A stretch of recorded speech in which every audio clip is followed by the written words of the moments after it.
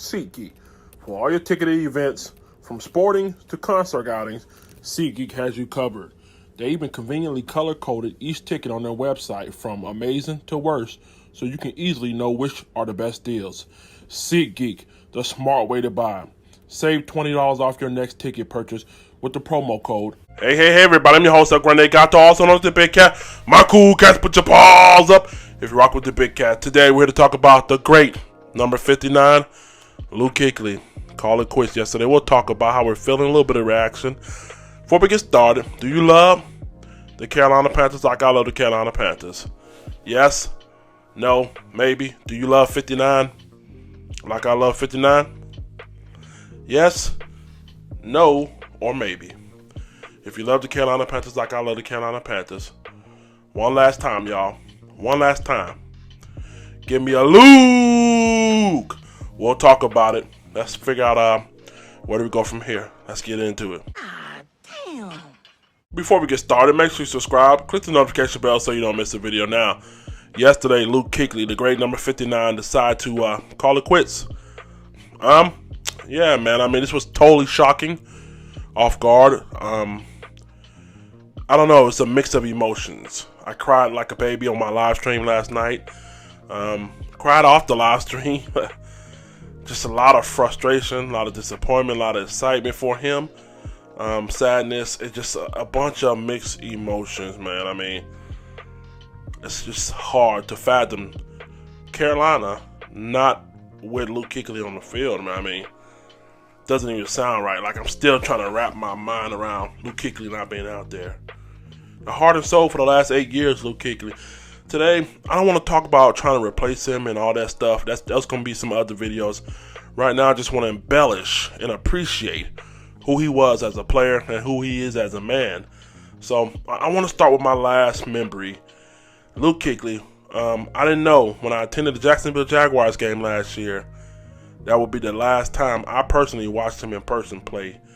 And the most important thing about it, man, he played his heart out in the last play of the game.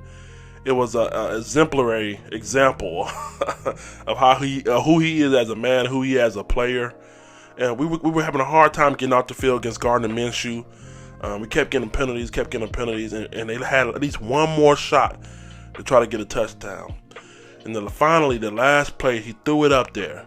And guess who got their hands on it? Luke Kuechly simply batted the ball down. He didn't try to go for the interception.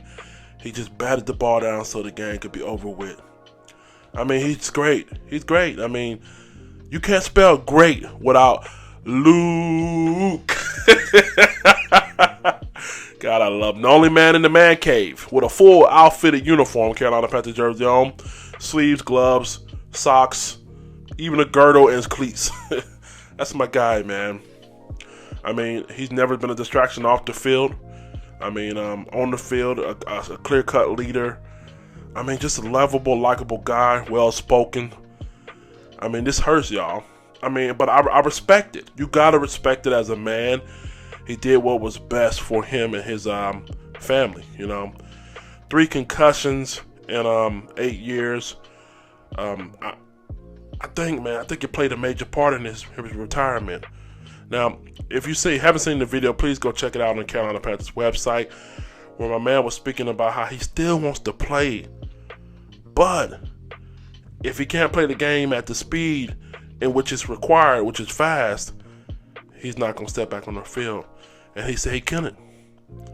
I mean, what happened? I mean, it was all good a couple weeks ago. I mean, did something happen at the end of the season where he got injured again? Or did he just go in this offseason doing his regular checkup and they found something? What happened? I don't know. At this point, we'll all be speculating unless he came out and told us out of his own mouth. I mean, I don't know. But I do know concussions are serious. I do know mental illness is serious. A lot of people are speculating to say maybe he was having issues at home where, you know, hard to focus, or, you know, having, you know, who knows.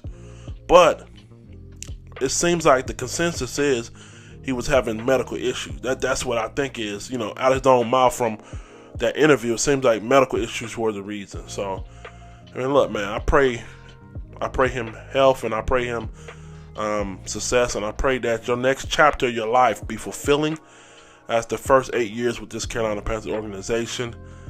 I'm glad that he's calling it quits before something, I guess, major happens, like him being paralyzed or him not being able to, you don't want that. Just the thought of having a legend out there laying down, can't move, it's not a good feeling. So, as much as this hurts, I'm glad that you call it quit on your own terms. You got to respect that.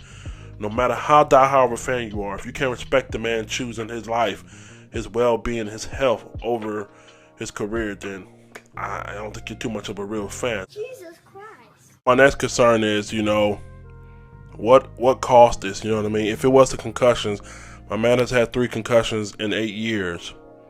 He only missed a cumulative of 10 games. When Michael Orr, who had concussions, who you know him as the blind side, he missed his whole career because of it. So for you to have 3 and only miss 10 games raises eyebrows. Is the lead, is the organization, are people doing enough to step in and protect these guys? Okay, I mean, at some point you had to say, once you have concussion, you have to look at maybe you need to miss extended amount of times. You know what I mean? You can't sit here and just say, 4 or 5 weeks, you'll be back normal. Your brain has been jarred. Like I said before, your endocrine system, your lymphatic system, all your systems, your nervous system, they get shaken up when your chimney gets moved. Okay, so have to happen 3 times. Man, I can imagine how that affects you long term. You know what I mean? So again, man, I think the league has to step in and find a way to protect these guys.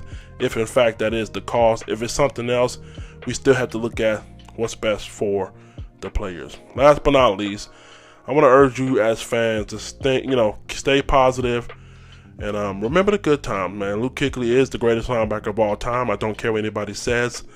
You have never ever seen a guy who can cover the earth like he could from the middle linebacker spots. There have been other linebackers that can hit harder and do run stuffers better, but my man was the most balanced, the most excellent linebacker that you can find out there. So again, as fans, I want to caution you to make sure you give my man his privacy. I know a lot of you guys want him to come back as a coach, and if that's in the card for him, then I would love to see that. But again, I mean, and shout out to Dirk from my live stream. Let's not be selfish, okay? He just, he's dealing with a lot. He's going through what he's going through. So for us to kind of try to nudge him back on the field and, have him in the coaching staff, allow him to spend time with his family, allow him to come up with what's the next best process, next best step for him. So, but no doubt, man, we're losing a legend. We're losing a great one. The GOAT, man, we love you as a fan base. This is tough. This is tough news right here. The future is going to be brighter for you. Hopefully, man, I mean, one day, man, we can have somebody at least equal to you, down the future, but there will never, ever be another Luke Kuechly, man.